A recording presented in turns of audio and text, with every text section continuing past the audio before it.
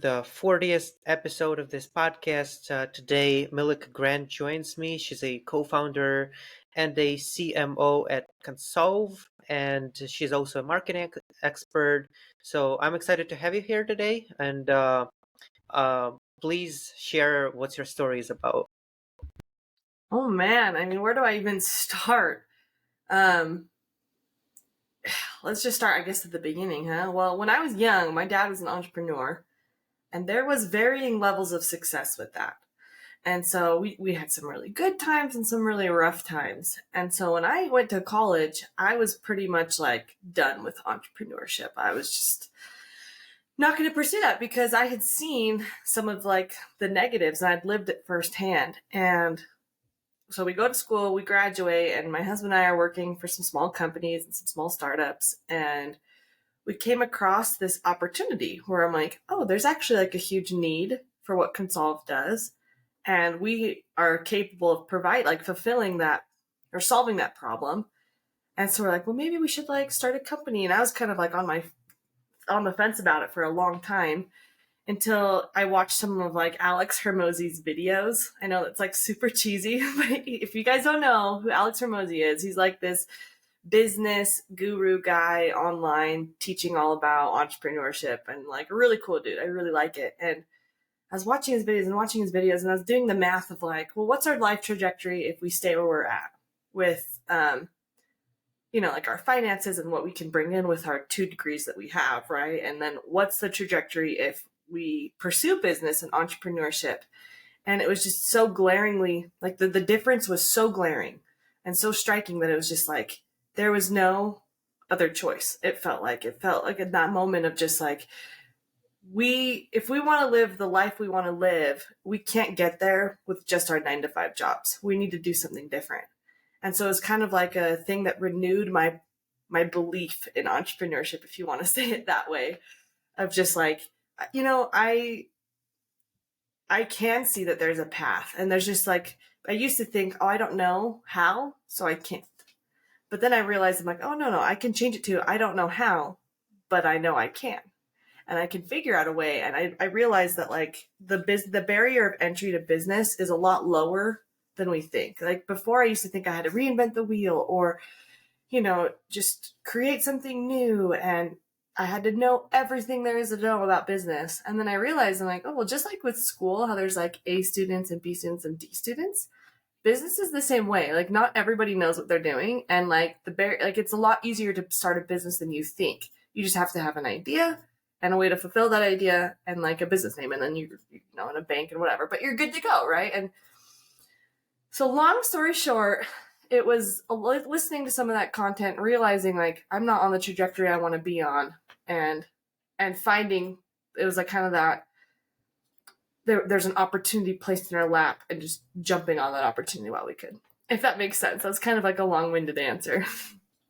Yeah, so no, that makes sense, and I also love Alex Hermosi's content. Read his first book, 100 million offer. He has like 2 books, like they Yep. have similar names. But yeah, and I like his content. Yeah, it's interesting about him because on the surface level, it seems like he's like just another internet guru. But like if you go deeper, like it makes sense what he says, right? Like he's just straightforward and he's believable for some reason. So I don't see him as someone who tries to scam people or whatever. He seems to be legit, So Oh, for sure. He's definitely the kind of guy like he practices what he preaches. And so that earns a lot of credibility for me because there's a saying in the US where it's like those who what was it? Those who can't do teach. So a lot of times I'm like, well, I can't do this, but I could teach people on how to do it, right?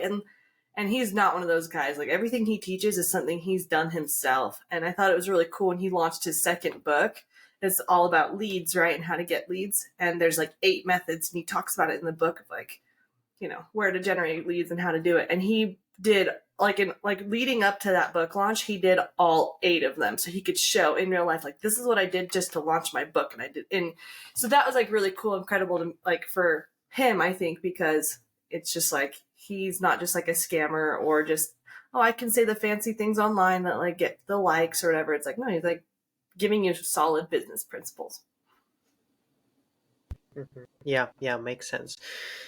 Yeah, and it's interesting because his content, or what I say, like his vision of like entrepreneurship, it's very straightforward, and it seems like he's not afraid to say some things that some people don't say, Mm-hmm. which is really good. What I find interesting lately about entrepreneurship is, personally, I realized how much sales and revenue is important. Well, it makes sense because it's business, right? You want to Mm-hmm. make money. But I was in this startup bubble where, you want to build a great product, you want to iterate and whatever, find product market fit, but still it always comes down to profit and sales and whatnot. And it seems like with his content, he's like, you gotta make money. Here's how you make money. You do this and that, and that's why I also like his content. Mm-hmm. Yeah, I agree. We implemented a lot of his strategies when we first launched Consolve, and we still do. We refer to his books. You can't see him. I have a little bookshelf right here with like it has his 2 books on it because refer to them often because there's just nuggets of gold in there that are just super applicable to business. Yeah. So tell me about Consolve and what it does. What's the story behind it? Mm-hmm. So Consolve is like what we do here is we license a software called High Level, and you've probably heard of it. It's like this really cool all-in-one CRM. It's actually just catching up on HubSpot in number of users. So it's pretty popular. I could say a lot of cool things about them. Such a cool company. Um, but what we do is we use that software. It's like an all-in-one CRM, and we do the fractional marketing and sales operations management for small companies. And that's kind of a mouthful. But basically, like we manage your CRM for you, and we help you build out automations and workflows and sales pipelines and landing pages and basically anything you need to run like like the operations for your marketing and sales. We do for you, so that way you don't have to spend the time doing it yourself because it's not it's it's what is it? It's easy to learn, but it's like complex to actually do yourself. Like it's anybody can learn it. Like it's not too hard, but it just takes a time commitment to like learn systems and how to set up automations. And even then, you're not going to be completely an expert at that. And I say that as one of those people. Like I have a working understanding of all the systems and whatever, but my partner, who's also my husband, he's like the real smart brains behind it and can build out all these cool workflows that someone who was on my level would have a hard time doing. So that's what we do. We help it so small business owners, they can focus on what they're passionate about, what can make them money instead of learning to do it themselves. Or a lot of people just don't do it and they just end up having a lot of manual stuff, which causes operational drag and wasted time and missed deals. Like it's a whole thing, but that's what we do. So it's all about services that you provide. You don't have like your own product that you sell.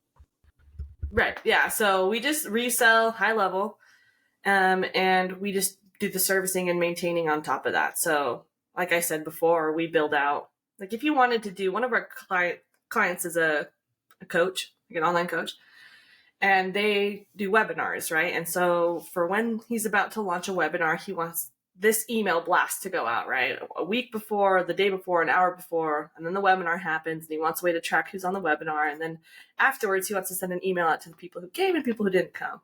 And so that can be pretty complex. And we just set up that whole workflow and automations for them. So it's like we don't write any of the copy, but we build out the systems where it's like, okay, once you're ready to launch this webinar or whatever, this is what's going to happen. And he doesn't even have to think about the emails that are going to be sent because they just do it automatically. And we do that building and structuring for them. Yeah, that makes sense. I'm curious about, so you have some number of clients that you are serving. Do you have a large team that helps you, or is it just you and your husband? Mm-hmm. That's a good question. We have a good customer support team that can help with like answers that we don't necessarily solve ourselves, or like we do have a smaller package where if they don't want our help, they just want the software, right? Plus the little extra stuff that we've added on and the other softwares we've pieced together with it. but they don't want us building things, well, then we have a good team of customer support that can help those people answer questions and have help docs and whatnot with that. But yeah, so far the day-to-day is just my husband and I. We do also have, I guess we do have a third partner in it that's like, he's a really smart lawyer and like business structure guy. And he's really good at the strategy of like how to structure your business and to do like tax strategies and lawyer stuff like that. So he's part of the team as well. Not so much in the day-to-day, but in the overall growth. He's our growth partner for sure. So our first hire will probably be someone to help us manage our clients, building out those systems. But we're trying to push the envelope as far as we can go because that's a big expense, right? So right now we're working long hours and we're gonna do that for as long as we can. Yeah, that makes sense. And are your clients are like local clients, or do you serve everyone in the nation? What's your reach? Both. We have one client in like Michigan. We have another one somewhere else. I can't quite remember. Yeah, but a lot of them are in Utah for now. But we want to bring it. I would love to bring it even to Denmark. That's where I'm from. Got family over there. I'd love to get it all the way overseas. But yeah, for now we're just looking at the U.S. and trying to expand our reach here. Yeah, and you said that entrepreneurship for you is the path to the life that you want to have. So, do you see this company and this business as the way to get there? Or do you think you'll need something on top of that, or in the future, another company, whatever, to get to that point? Oh no, this is the business that will get us there for sure. I'm not saying we'll be like I don't know the future. Right, 10 years down the road, we might sell Consolve and start something new. I don't want to lock myself in and say I'm doing Consolve for the rest of my life, right? But this is absolutely the business that's going to get us to where we want to go, and we're getting pretty close already, and so it's only going to go up from here, which is really exciting. So it's funny because when we first launched the business, I was like, well, like between the two of us, I got a degree in marketing and my husband got a degree in management of information systems. And here in the US, the two of those for like a starting salary, you could probably make $130,000 a year. And obviously, as you get better at it, you can work your way up the ladder and get more and more income. But it just feels like it was I feel like our limit, like our potential was capped. There was a limit to it. And so the why we started pursuing entrepreneurship, like I said, was because that's not the kind of life we want to live, right? Like I want a nice house. We also have to pay for fertility treatments, which is incredibly expensive over here. So it's like I want a nice house. I want fertility treatments. I want to be able to have enough money in the bank for if I get in a car accident and have to totally replace my car, I don't even have to think about it, right? Like I want that kind of security. Which is hard to get. And I think it would have taken a long, long time with just a 9-to-5 job because like, and you've probably heard like the cost of living in the United States is going up like crazy, especially where we are in Utah. And it just felt like it wasn't going to be the good path for us. And so Consolve is really cool because it's a high profit margin business. We have very low overhead and it doesn't take a lot of clients to reach 1 million even in ARR. It's actually only 100. So anybody can get 100 clients, right? So yeah. And so anyway, I'm getting sidetracked, but to answer your question about just, do I see that going there? It's really cool because when we first launched, I was like, oh, well, I just want to at least get 6 figures a year, right? Because that would be replacing my job and I have more flexibility than a 9-to-5. And for a long time, I was just like, well, maybe we can make it to, 200,000 or 300,000 a year. And this is great. But my vision has since been lifted. And I realized there's actually a lot bigger potential than I realized. And it's been very exciting, like realizing that, right? So. Mm-hmm. Yeah. But you're still working long hours, as you mentioned, right? Mm-hmm. Yeah. So it's like, obviously, the more you work, the better the outcome is. It's probably quite proportionate, but it seems like you still have to put a lot of work to just get it going and get it working. Oh, no doubt. That is absolutely true. And my husband and I, we always talk about we're willing to work even because we work longer hours than we would in a 9 to 5 right now. Right. And the payout is, well, if we do that for 1, 2, 3, 4, 5 years, somewhere along there, well, then eventually, like we're working to build the business where not that it runs itself, like you still need to have someone to manage it, right? But you can get systems and people in place to where your time commitment is a lot smaller of a scale because you've already built out the foundations and it can run fairly smoothly with fewer hours put in, right? And so we're definitely putting a lot of hours in right now, but that's the cost of entrepreneurship. And that's why I think a lot of people don't pursue it, because it takes insane grit, especially those first few years where you're working harder than everybody else for probably much less than everybody else. And there's no guarantee, and there's all these things. And that's why I think it scares some people away. And that's why I was scared away for a long time, because I just didn't see that like it would really work, right? Because I'd seen a lot of the negatives of it, but it's a price I'm willing to pay now for a huge upside later. And you know what?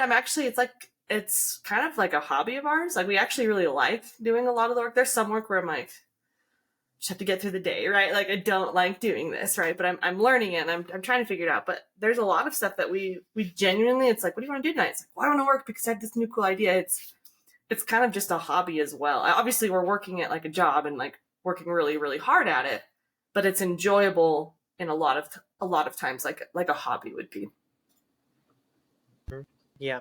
And again, to get back to your story, I like how you overcame this negative expectation from entrepreneurship that you felt the consequences of during your childhood. It's awesome that you managed to get through that and still pursue that. And that I respect that.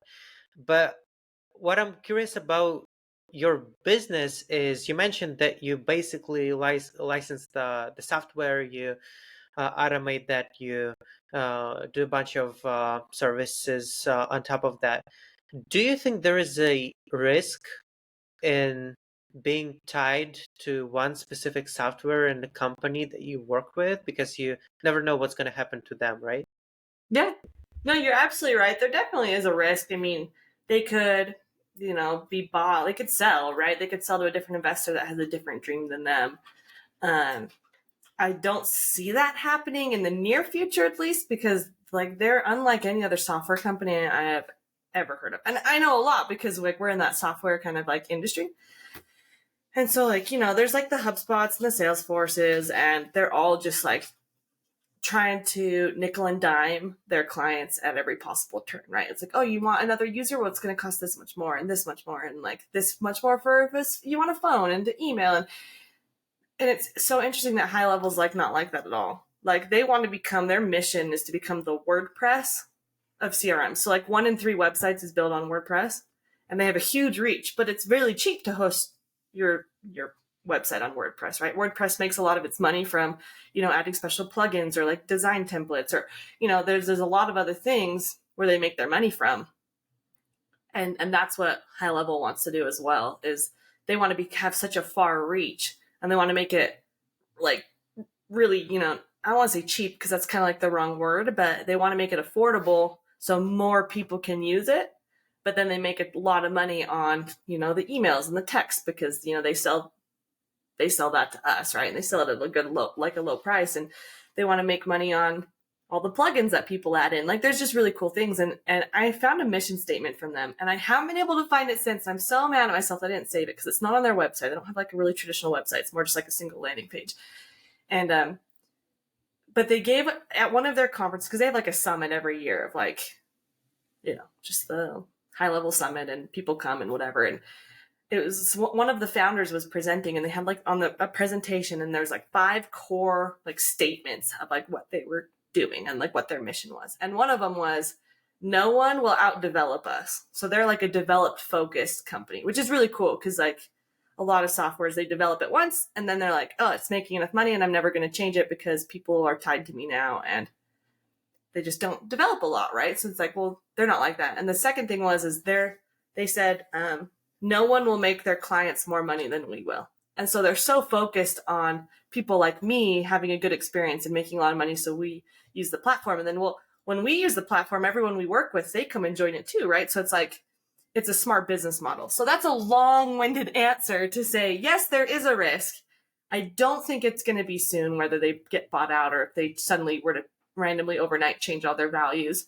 The cool thing is, though, is, and the reason why I'm willing to take the risk is because, one, I do think it's slim that, at least in the near future, that they would even do anything. But two, the skills I'm learning here can be transferred to any software. High level makes it really cost efficient for us, and it makes it really easy and minimizes the operational drag to manage all of our clients.